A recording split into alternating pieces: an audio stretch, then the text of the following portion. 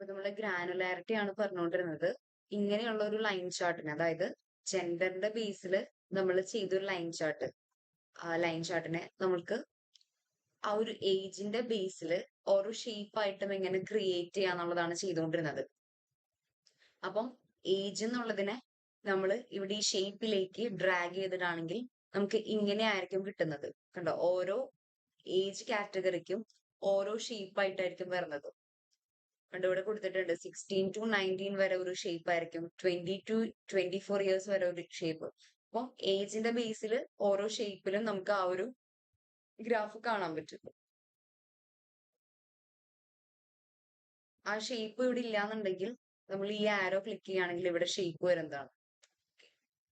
അപ്പൊ ഇവിടെ ഓട്ടോമാറ്റിക്കലി ഇവിടെ നമുക്ക് ആ ഒരു ഇത് ചേഞ്ച് ആവും. അപ്പൊ ജെൻഡറിനെ ഷേപ്പിലേക്ക് ഡ്രാഗ് ചെയ്തിടുക. ദെൻ കണ്ടോ, നമുക്ക് ആ ഒരു ഏജിന്റെ ബേസിൽ നമുക്ക് ഷേപ്പ് മാറുന്നത് കാണാൻ പറ്റും.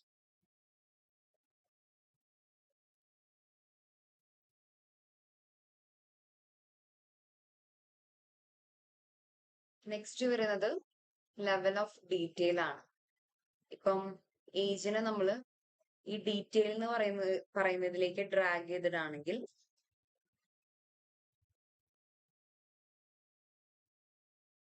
അതായത് ഏജിനെ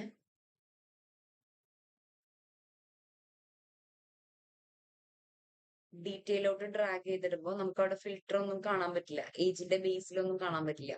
ഇനി നമുക്ക് ഫിൽറ്റർ ചെയ്യണമെന്നുണ്ടെങ്കിൽ ഈ ഏജിനെ നമ്മൾ ഫിൽറ്റർ എന്ന് പറയുന്ന ഓപ്ഷൻ ഇവിടെ കാണാം.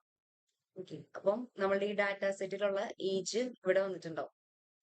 ദെൻ ഓക്കെ കൊടുക്കുക. ദെൻ ഇവിടെ ഏജില് ഷോ ഫിൽറ്റർ കൊടുക്കുകയാണെങ്കിൽ നമുക്ക് ആ ഫിൽറ്റർ കാണാൻ പറ്റും. ഓക്കെ, ഇനി നമുക്ക് ഓരോ 16 to 19 ഇയേഴ്സ് വരെയുള്ളവരുടെ അത് നമുക്ക് ഫിൽട്ടർ ചെയ്ത് കാണുന്നെങ്കിൽ അങ്ങനെയും കാണാൻ പറ്റും. ഓക്കെ,